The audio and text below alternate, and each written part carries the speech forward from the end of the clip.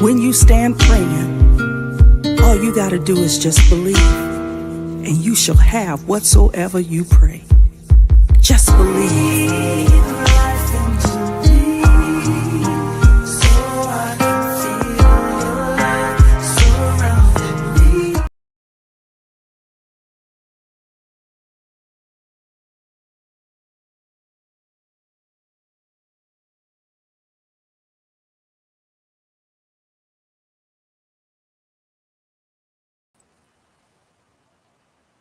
Good afternoon, everyone. My name is Rosalind Farrell, and I will be your host for tonight's Just Breathe podcast.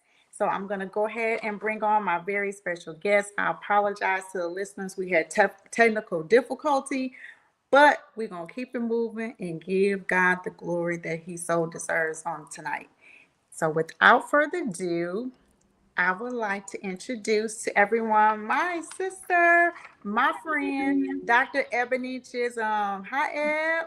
Hey, sis. How are you? I'm doing well. Thank you. Thank you. Thank you.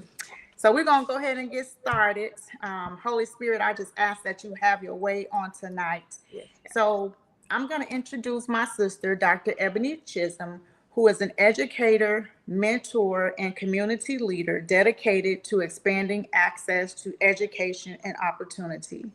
As a program coordinator at St. Louis University, she leads initiatives that empower refugee students across Africa and other regions to earn undergraduate degrees through online education, creating pathways to academic achievement and long-term success. She also serves as a contract program director for the Foundation Academy South Central location, helping provide free workforce readiness and soft skills training to youth, adults, and individuals re-entering the workforce. Dr. Chism is the founder of the Girl Talk Outreach Project and grassroots nonprofit organization focused on the physical, the mental, and spiritual mentorship of young girls. She earned her bachelor's degree in applied communication studies with a concentration in public relations, a Master of Science in Education with a focus on college student personnel administration from Southern Illinois University, Edwardsville, and a PhD in Higher Education Administrator from St. Louis University.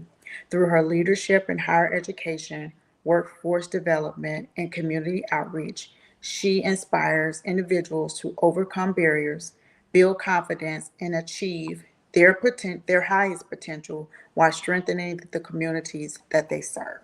So, without further ado, I would like to introduce everyone to Dr. Eboni Chism. Thank you. Thank you. You are welcome. You are welcome. So, our topic tonight is pushing through fear while life is elevating you. So, Eb, I know I sent you a series of questions for you to ponder on, but my first question to you is when you hear this phrase, pushing through fear while life is elevating you, what immediately comes to mind? The first thing that comes to mind is trusting in everything that God says about me and in trusting the plan that He has for me. So I know for a fact that everything that God has for me is great. Like it's not horrible, it's not going to be bad. It might be tough to get to that point, but everything that he has for me is great, regardless of what society says, what other people say, what things might seem normal, because we're always in this space where like, oh, it's normal to do XYZ, or it's normal to experience XYZ, or it's normal for us that next step for to be XYZ, and we may skip that step, and that's fine. And so that fear maybe come from, wait a minute, hold on, like I thought I was supposed to be like go from point A to point B and then point C, but you about to take me all the way to D. Hold on, let me think about this for a second. I'm a little nervous, but also knowing that if God is getting me from point A to point D, then that means there's something in me that I might not see right now that I have to be able to be successful at point D. And so trusting that, okay, if he's got me, if he's getting me there, if that's where he's taking me, that's where he's going to keep me, and that is where I'm going to flourish and do whatever assignment it is that he has for me. Yes, yes, I love that, Eb. The fact that sometimes we get, not sometimes, most of the time, all the time, that's what we feel is we get in God's way. We try to figure it out for Him. But when you release and just say, Yes. God, I know you got this. This is my assignment and I must complete it. So when we just let go and release it, it amazes me how much you be like, man, if I would have just did this 2 months ago, just Man, gave it to him and yes. stop picking it up, taking it Okay. back, picking it up, taking it back. Yeah. And I So have to absolutely. constantly remind myself and be aware of like, okay, why are you now, you just stop. Just stop for a second, breathe for a Yeah. little bit and take a step back and just let God be who God is. And it's so funny because just going through life, right? Like not just career, but just life in general, fear will pop up in every step of the way. Yes. And we will get in our own way, even when we are in times of frustration. And I'm saying that because I'm holding myself accountable and also calling myself out because because I had to change the screen on my Facebook because I kept waking up with just anxiety, like just sleeping at night and waking up with anxiety and just like, okay, I know it, everything's gonna be okay. Like I'm not, when it's 2 a.m. in the morning, nothing is going to change if I lay here and go to sleep at all whatsoever. There's nothing that I can do outside of praying that is going to change anything. So just breathe. And so I changed my screensaver to just let God be God. Yeah. Because and just as a reminder for myself, just let God be God because He Yes. won't do it. So just let Him do Him and then take a step back. Yes. Love it. Let God be God. Yes. God be, yes. Have you ever experienced a season where your next level required you to become uncomfortable first? Yes, yes, yes, yes, yes, yes, yes, yes. When I thought about that question, the first thing I thought about was when I first started the Girl Talk Outreach Project. So the Girl Talk Outreach Project came from just my own life experience. I was working as a receptionist at the high school, and I was at the front desk, and just young women were just coming in and talking and just creating these relationships with these young women, and realizing like, man, like I am where I'm at this point. I had already graduated from undergrad. I'm at where I'm at because I've had women in my life that encouraged me. I had women in my life that I could look up to. Having a kid and working and going to school is not easy. Mm-hmm. And how many of those women, how many of those young ladies don't have that? Not just at where I was at working at, but just in the community and surrounding communities in general. How many of them do not have that?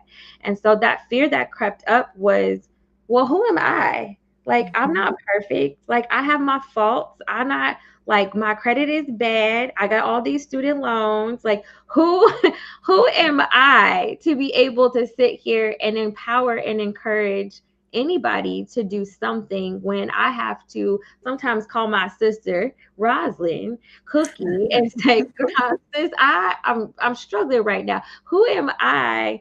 And so I had to that fear of what are people gonna say? Like, are other people looking at me and saying, Mm-hmm. who are you? You don't have, you have all this other stuff going on. Who are you to sit here and talk and motivate and encourage these young women?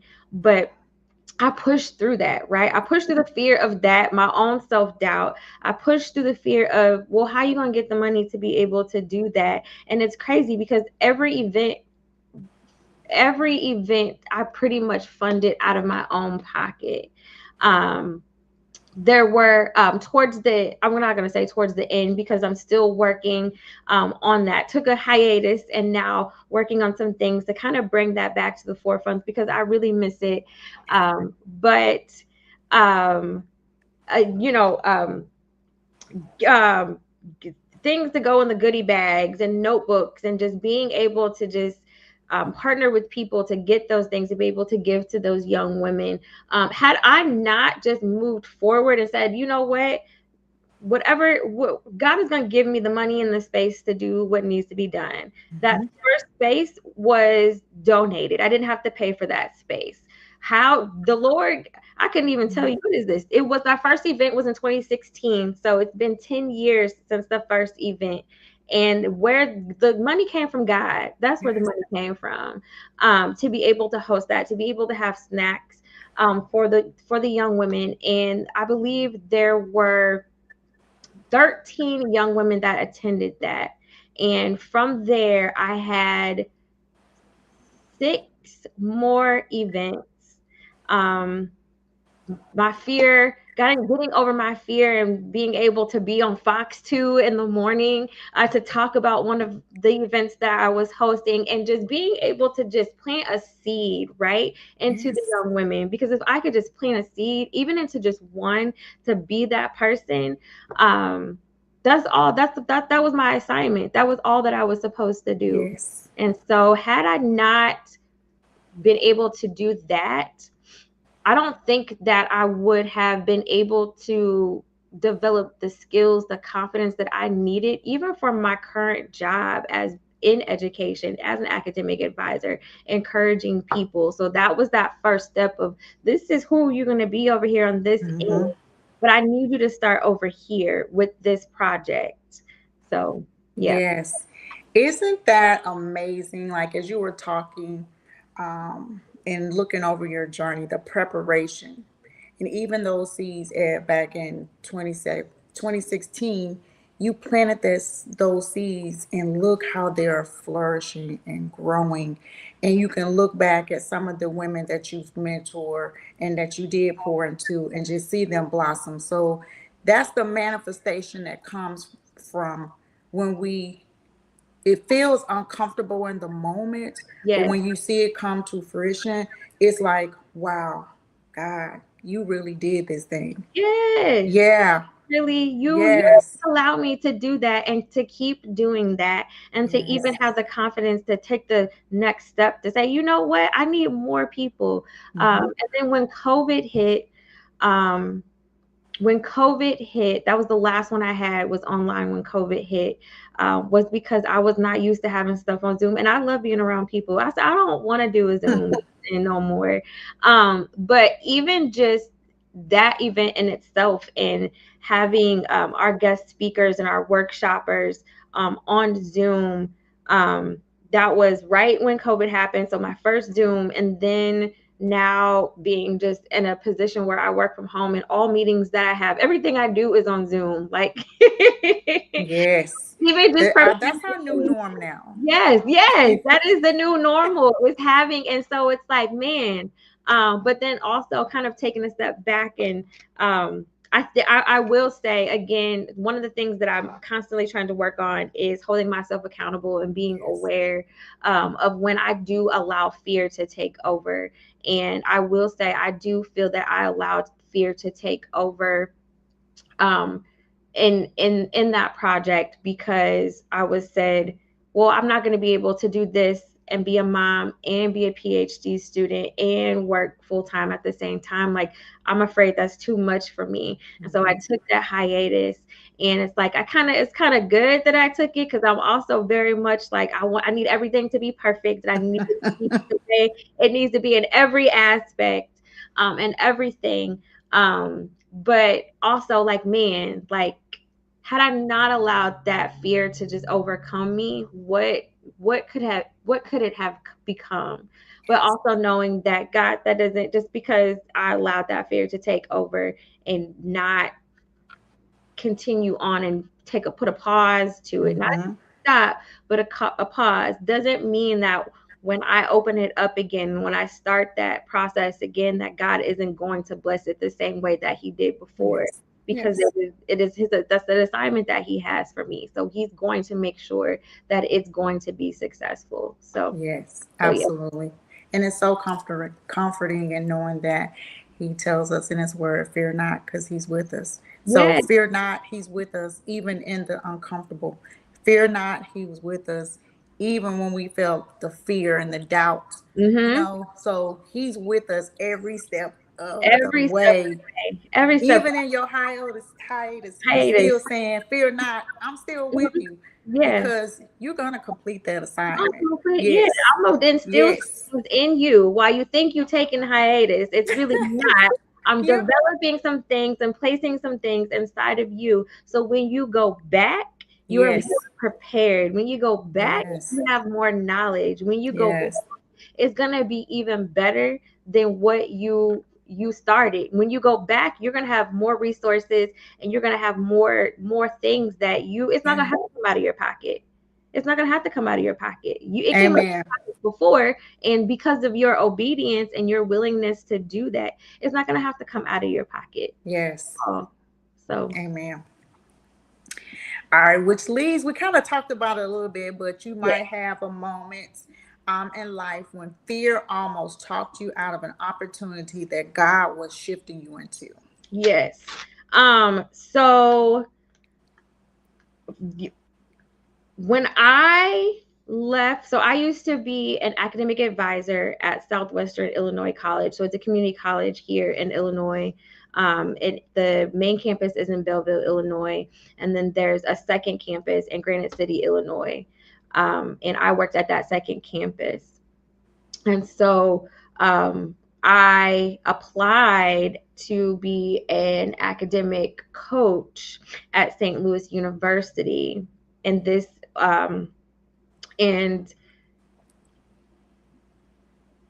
I took a pay cut when I found out the job wasn't the salary wasn't posted at all. So I went through the first interview, I went through the second interview, I went through the third. It was like 3 interviews, and then two within that third interview was 2 different group interviews, and then was offered the job. And I'm always a person like, oh, I'm too scared to ask like how much money, so I'm just gonna say yes, right? And so I'm like, okay, God, if this is where you want me to be, one, I'll go back and get my PhD. I'm done with school, but I'll go back and get my PhD. Mhm. And I don't really want to take a pay cut, but I mean, if it could be at least, it can't be less than this amount. And Mhm. so when I asked, it was literally $1,000 above my minimum amount, and I said, "Whew, okay, hold on, let me think about it."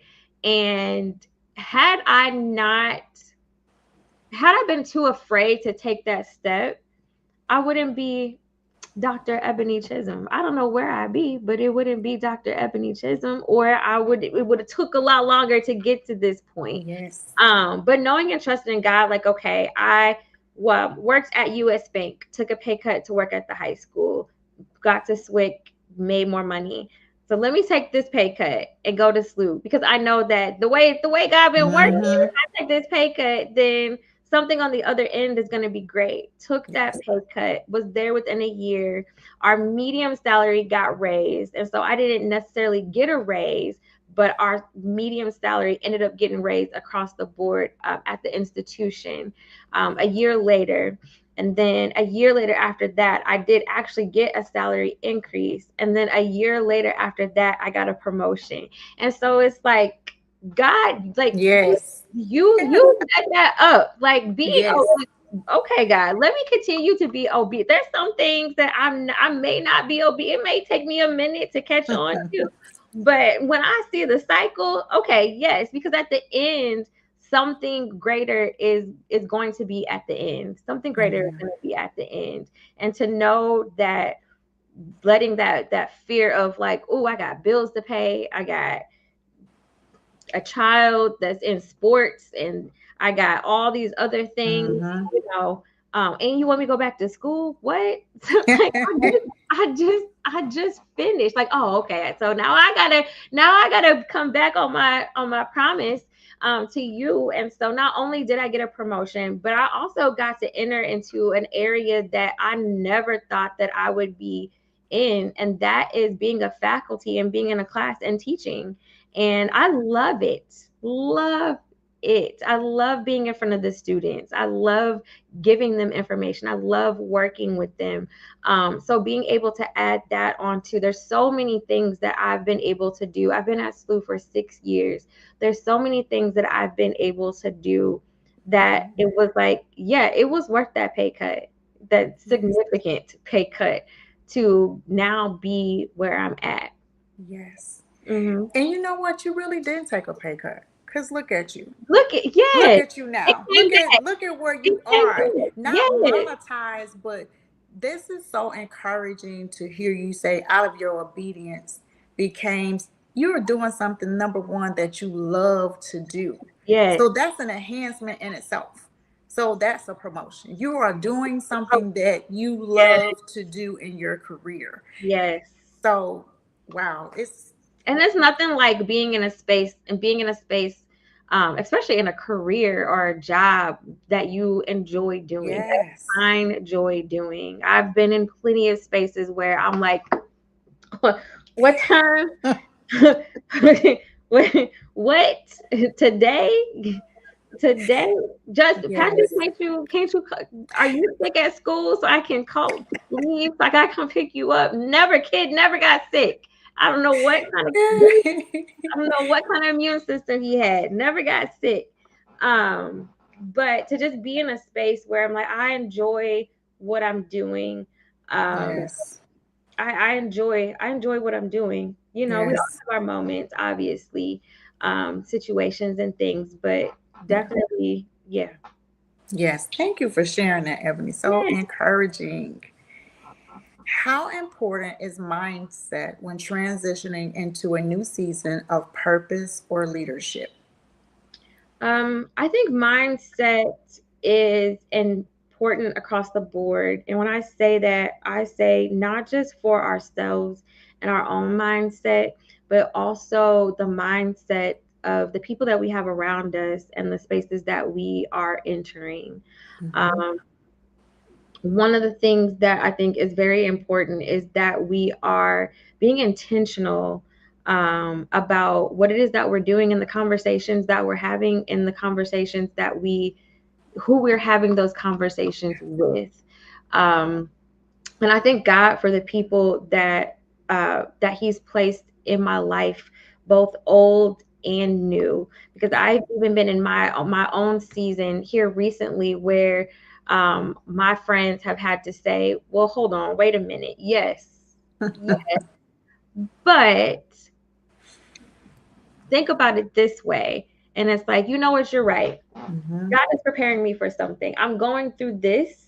I'm experiencing this. I'm annoyed at these things. Yes. Because God is preparing me. So what is God? So God, what are you preparing me for? Where are you getting ready to take me? And being able to acknowledge that. And when we have people that either share the same positive mindset, because it's also that they have a positive mindset, like two people who don't have positive mindsets being in the same space, you're not doing good for each other. But having those people that have those positive mindsets, the same values and alignment with you, or even that next step, right? Always having somebody that is at that next level that you see as a mentor, or that you see as a mentor, being able to go and talk to, and then taking that and knowing that I just had a conversation with a cousin of mine where I was like, oh, that's what I sound like.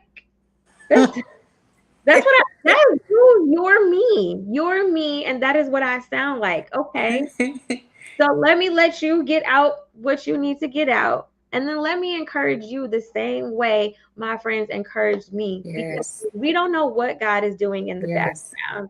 We don't know how God is setting things up. So continue to move the way you move. Yeah, it's going to be frustrating. It's going to be real frustrating. It's going to be very overwhelming. It's going to feel like it's too much. But at the end of the day, that too much, something is going to come from that.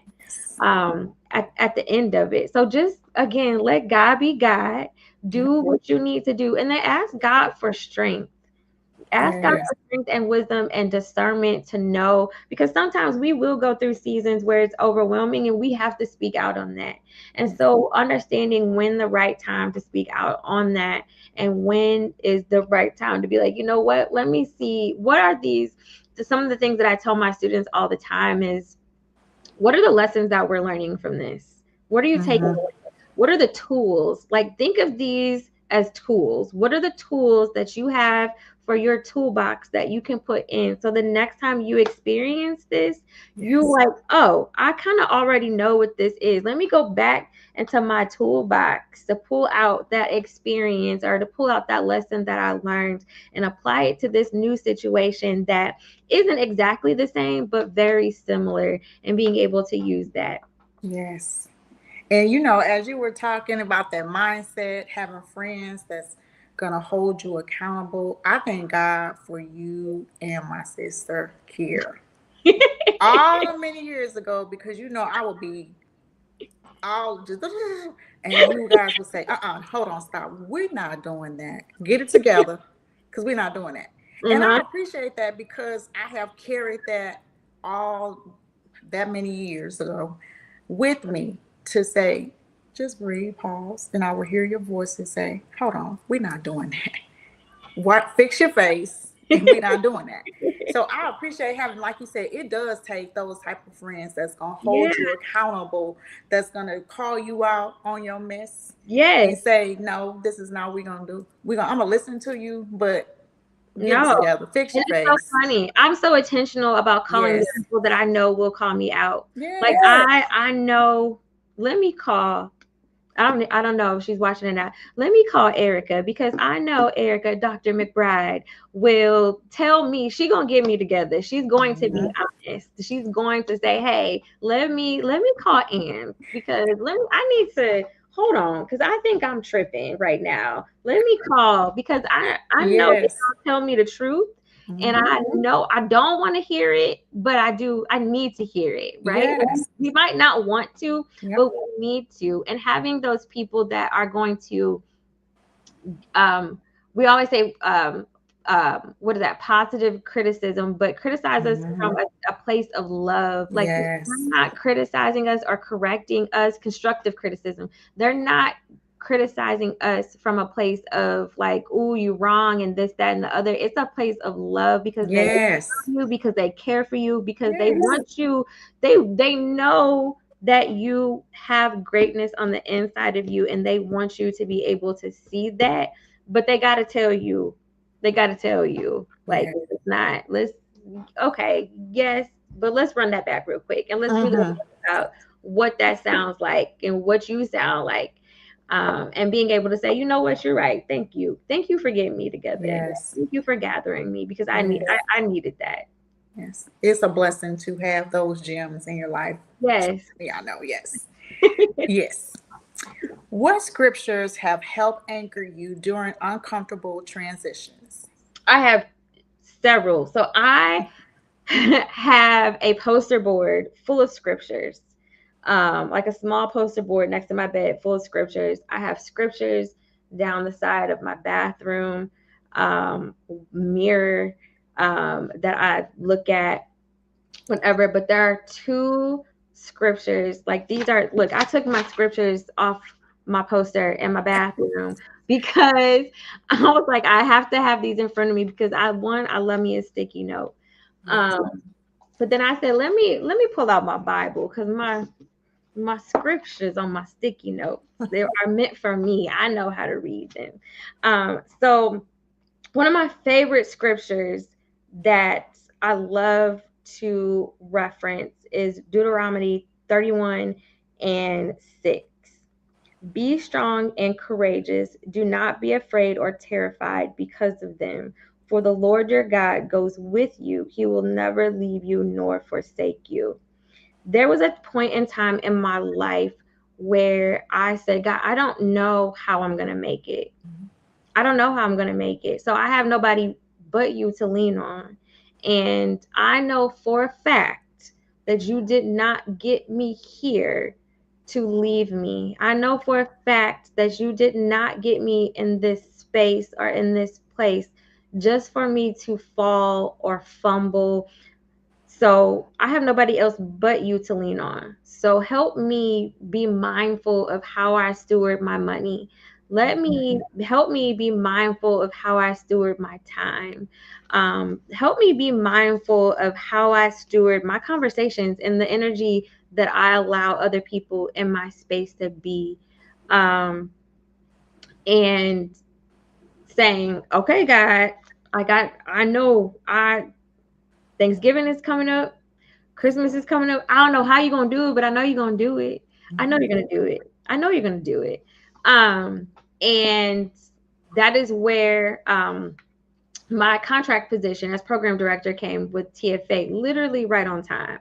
Right? When I say on time, they say God is an on-time God. Like, he is an on-time God, because I don't know how I would have made it through December. And like the tire needed to be fixed on my car. It was so much that was happening in that season. I said, God, I don't know how you're gonna do it, but I know you're gonna do it. Like, that's all I can say. I mean, I don't like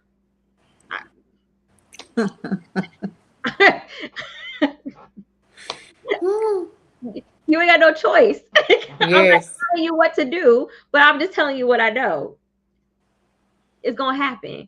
And so let me breathe and calm down and just let you do what you do. And he came through. He came through for me. So every time I find myself in a space where I'm like, okay, oh my God, I don't know how I'm gonna go, I always go back to that scripture.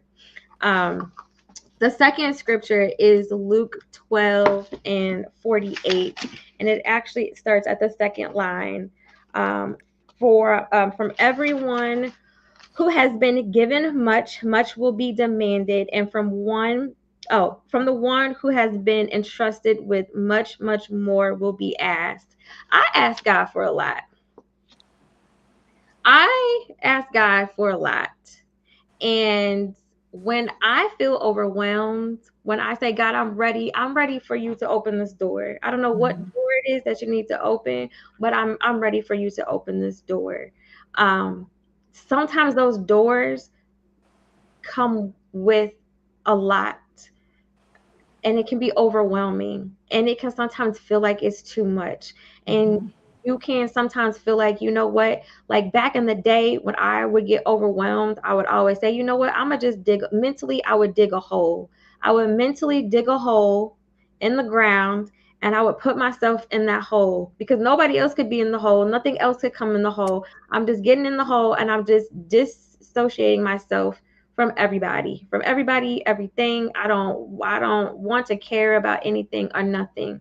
And so that scripture really helped me change my mindset. And I can't keep digging this hole, because if I dig this hole, this paper is not going to get written. If I dig this hole, I'm not going to be able to take care of the things I need to take care of so this kid can go to college. If I dig this hole, these bills not going to get paid.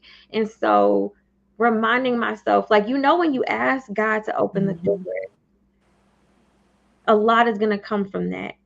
When he's getting you to that next level, a lot is going to come from that. And it's not because it's too much for you to handle, because they say that God's not going to give you more than what you can bear. But when you ask for much, much more is going to be required. Yes. So making sure also that you are being intentional and understanding of, do you know what you're asking for? Do you know what you are asking God for? Even in this season, as I'm asking God to open doors, I also stop and say, okay, but do you know what you're asking God for? You are submitting applications for these jobs, but do you know what you're asking God for? You do know what's going to happen. I work from home. You do know you have to go back in the office, right? You do know if you get this, you're going to go back in the office, right? And I'm like, oh yeah, I'm okay with that. I'm cool. Like, it is what it is. You get into you just got to accept the things that were just what they were. But also just knowing like, whoo, this just works the way that it needs to work, and being able to just enjoy what God has blessed me with in this season until it's time to transition to whatever that next season is. But those two scriptures right there really, I'm gonna say, humble me. Yes. When I am in my head, when I'm in my head, or when I'm waking up at 2 a.m. and talking to God, like, okay, all right, God, you at the end of the day, that's gonna get taken care of. That financial aid is gonna get taken care of for that kid. So I don't even know why. What would you like to talk about? Because it can't be that. It can't be that.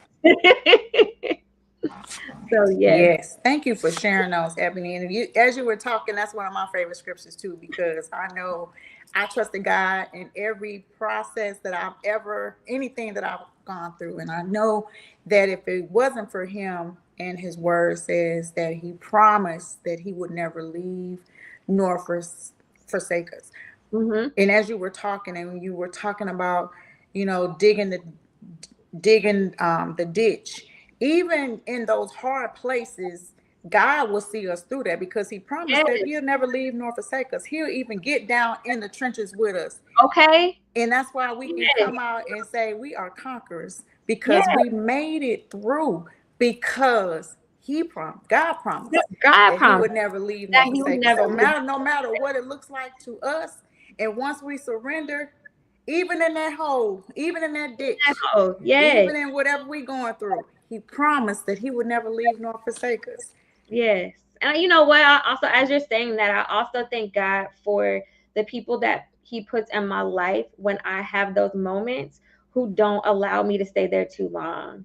Yeah. I have a friend who I will say, I'm feeling real antisocial right now. Yes. I don't hear from me for a couple days. It's because I don't. And she will say, I'm gonna give you a day.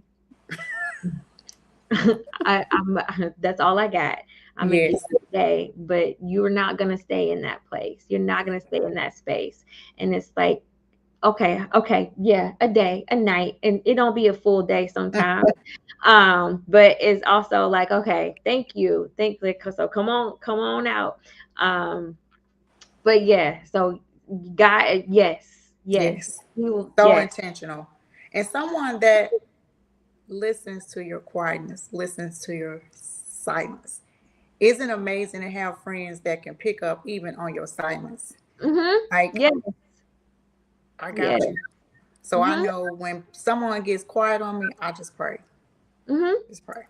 You have to. That's all you can do. Yep. What does accountability look like in this season of pushing through fear while life is elevating you? So I kind of mentioned this a little bit before, and one of those things is creating a space of self-awareness.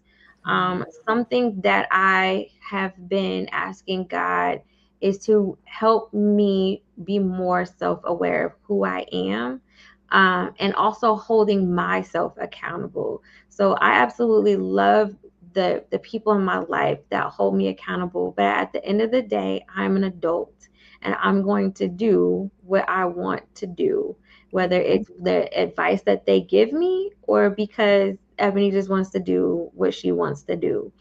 And so we can't solely depend on our accountability partners to hold us accountable when we can't even hold ourselves accountable. It's like, how can you help somebody that isn't able to help themselves?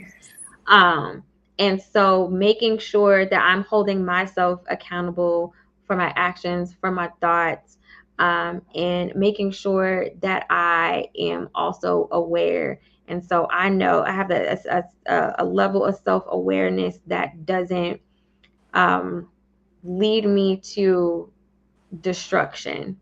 And so I overthink. I'm an overthinker. I'm not going to change it. It's too much work to change it. I overanalyze things. I overprocess things. That's just who I am. But because I know that is the person that I am,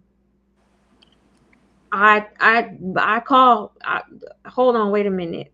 I think this might not be true. So let me take a moment to really look at this first and see, why do I feel this way? Why am I overthinking this process? Why is this a lot harder than what it should be?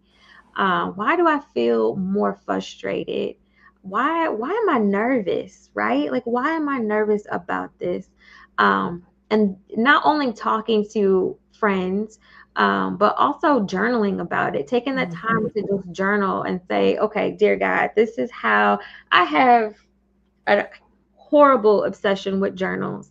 And I don't mean like I'm a buy a journal, write in it, and then complete whatever the pages are. I mean, I will write in a journal and I'll probably get 10 pages in and go to Target and be like, oh, what journals do they have now? And buy it. I don't need it, but I'm going to buy it. And then I'm going to use it. And so have used journals all over the place, but just grab and sitting on my patio and just saying, okay, dear God, this is the space that I'm in right now. I don't know where, I don't know why, I don't know how, but can you help me see this in a different way? Can you help me reevaluate this situation? Can you guide me in the direction? Can you take it away?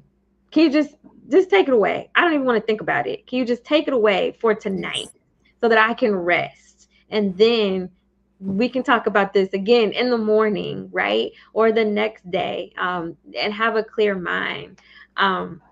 So creating a sense of self-awareness where we are fully aware of the people that we are, and don't be ashamed in embracing it. Don't be ashamed in calling it out, because I think when we are able to call out just who we are and those things, it just makes that transition maybe not smoother, but a lot less rough to have to go through. Yes. Thank you for sharing that. What is one thing you had to stop believing about yourself in order to elevate? I had to stop believing that I was not worthy, that I didn't have the skills or the knowledge. So going back to when I started that first event for the Girl Talk Outreach Project, like I had to stop the like, who am I, and start thinking, well, why not me? My experiences are very valid. My experiences are very true. My knowledge is very valid. Why are we, you didn't do well in this area of your life. I know I didn't, but I also know the mistakes that I made. And so I want to take that and say, hey, don't make these mistakes, because I don't know. I always think like, man, who if you would not have taken me in as your sister, what would I have missed out on? What blessings, what stories, what knowledge would I have missed out on? What about me would not be true, right? Because my sister she don't play about herself. And so I'm like, don't play about me. Like, don't let me don't bring that part out of me, you know. But like, what and just like, even just the events and the outreach, all the things that all the initiatives that we did, all of that has a huge impact on what I do now. And so, why not me? Why not my experiences? Why not? And if I can't and I don't have the knowledge, I know somebody that does. I know other people. I know, resources and people who see me as greater than what I see myself. And so, saying why not me, and then also asking God, being intentional about asking God, allow me to see the greatness that you see in me, and then also show me the greatness that other people see in me as well when I don't see it in myself. Yes, love it. As Yeah. you were talking, and you were talking about journaling, because I did a lot of journaling, a lot, and that's how the book came about Mm-hmm. from the journaling. But do you remember one of your Uh-oh. themes? Shut the noise out. Yes. Yes. When Yes. you were talking about, sometimes you just gotta shut, be quiet, Mm-hmm. have your be in your feelings, but you're not gonna stay there. That's the first thing I started thinking about was shut the noise out. And that will always stick with me because it's necessary. Yes, it is. And and not just, and the noise from not just ourselves, but the noise from other Yes. people, the noise Yes. from social media. And it don't get no better when there's a new social media platform every time you hop out the shower, right? And so it's like shutting out that noise of like, okay, I see, and algorithms will algorithm. If you Oh, are not, and that's another piece of that self-awareness. If you are not aware of who you are, if you are not secure in who you are, just as a person, not only in God, but as a person, the algorithms will get you every yes. time, and Yep. you will start thinking, oh, this is how the rest of the world thinks. Mm-hmm. This is how there Yes. may be other people out there that have those same experiences as you, but the algorithm is doing what it's supposed to do, and it's showing you every single person, every single post, every single article, every single advertisement about your situation to make you think that you and the rest of the world think the same way, when really Yes. it might only be about 10%, 15% of the world that thinks like that. And there's a lot of us, so 10, 15% might be a lot, but it ain't really a lot, Mm-hmm. because we also don't know all of those people's experiences. So being Yes. able to just shut off the noise of everything. There was a moment where I was like, oh, my algorithm isn't changing on TikTok, so let me delete TikTok for a little bit, because Mm-hmm. I need to take a break. I need to take a break from what is happening right now, because now I'm again over analyzing things and overthinking things. And I know that about me. So let me take a step back. I'm back on TikTok now. It's safe. I be looking for You say recipes. it's safe now. It's safe. It's safe. It's not, it ain't doing too much. But as soon as it starts doing too much, I be like, all right, we gotta go. I gotta go. Sorry. Like, I got all the recipes I need. Let me download. Yes, exactly. Let me download the videos, so I'll have to go back for a little while. Yeah. Yes. If you could encourage someone standing at the edge of their next season, what would you tell them? So last year we took a graduation trip to Cancun, and we did an excursion. Me and little Patrick, 18-year-old, did an excursion. And a part at the end of that excursion was a cliff dive into this small body of water off in this cave. And I do not know how to swim. I don't know how to swim. And he knows how to swim. I don't know how to swim. And everybody was diving off the cliff. And so I'm watching people with their life vests on dive.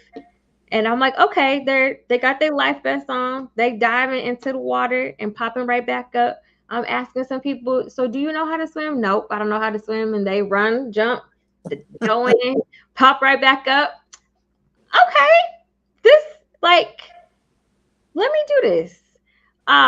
Put my life vest on, baby. Ran, jumped off that cliff. When I tell you, I always tell people I almost died in Mexico because I didn't pop up the way I thought I was supposed to pop up. I popped up. I popped up. Um, and although after I popped up and finally caught my breath from choking on the water, I'm grateful for that experience, because I'd rather be able to say, y'all, I almost died in Cancun when I jumped off that cliff, versus, man, I don't know the next time I'll be able to go to Cancun and jump off a cliff and have that experience. And so what I would encourage someone to do standing in their next season, jump off that cliff. Because at the end of the day, I knew, I mean, God got too much for me to let me die in the water in Cancun. He was going to bring me back. Jump off that cliff. God got you. God is your safety vest. Yes. So even if you don't pop back up right away, he's going to bring you back up. He's going to bring you back up.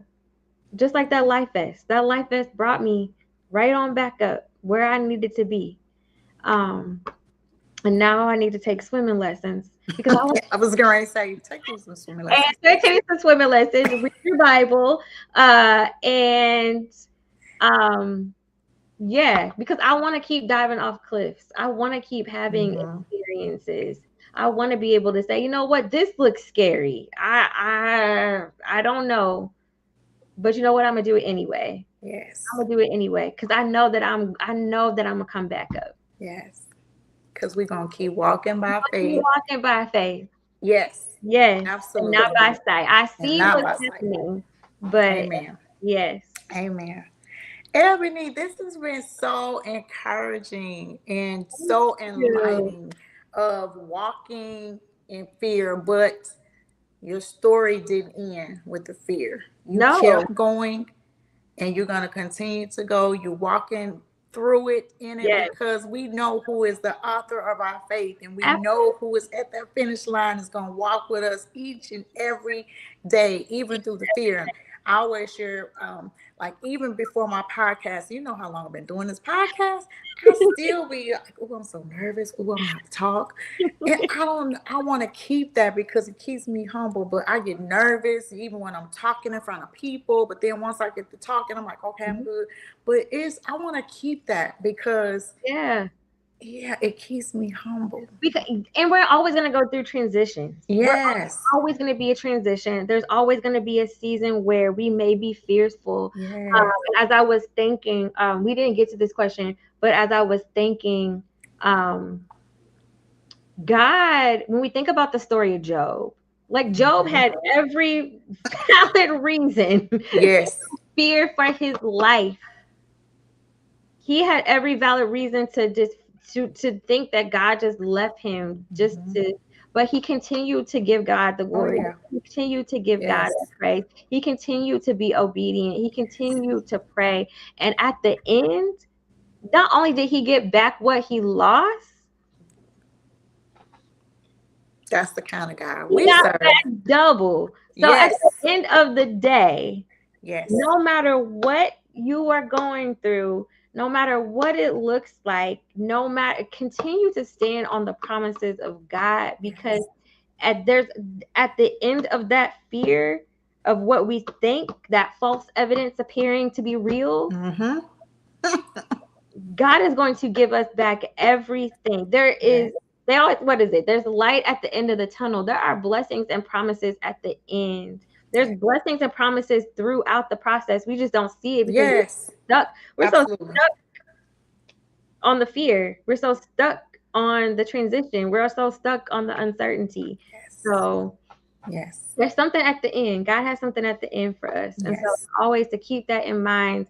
There's got to be something at the end of this, because he's not taking me through this just for fun, just to giggle. It's the preparation and the process. Yes. It all goes along with the assignment. Yes. It surely does. Yes. So thank you so much again it's been an honor, a pleasure, and speaking with you. I know I've been asking like, okay, I'm waiting for her to graduate, get through her season, but I didn't forget. I'm like, oh yeah, she's coming on a podcast. So thank you for carving out time and sharing your story. I enjoyed talking to you so much. You are my sister. You are my friend. You are my go-to when I just need a soundboard and say, hold on, sis, we not doing that. No. So I appreciate that about you. I thank you for your transparency and just allow me to be who I am in the good, bad, and not so pretty. I can truly say you have been my friend. You have been someone that I feel safe, that I can Mhm. call and talk Yes. to, and just be Cook. Just be who I am. Just say, I need you to listen. Be a soundboard for right now because I'm Yes. not okay. But I appreciate you. If there is anything that you would like to share at this time, how someone could get in contact with you, your social medias, and I hear a book coming, but we're Oh. gonna. But anyway, yeah. So anything that you would like to share at this time, if someone would like to get in contact with you, Yes. follow you, or even just, get some words of encouragement after the podcast, please share Sure, at this time. absolutely. So the best way to contact me is, well, you can always friend me on Facebook. Eboni Chism is my name on Facebook. You can send me a message, email Ebony, my first name, EBONI dot, my last name, CHISM, at gmail.com. If you want to connect, whether it's about connecting to talk about the work that I do with refugees, connecting about the work that I do in workforce development, connecting about the work that I do with the Girl Talk Outreach Project. We also have an Instagram page, the Girl Talk Outreach Project on Instagram, for anybody that wants to go on and see the pictures and the different things that we've done in the past. Yeah. Yes. Yes. So thank you, Eb. Again, thank you for sharing your testimony. Thank you for sharing from your heart. This has been truly a blessing. If anyone inspires to be my very special guest on the Just Breathe podcast, please reach out to me at what is your detour at gmail.com. I would love to have you as my very special guest. Remember, weeping may endure for a night, but our joy will come in the morning. So joy is here. And remember to always just breathe. Thank you, everyone, for joining us tonight. Thank you, Dr. Ebony. I love you. God bless you. And we will talk soon. Yes. Bye.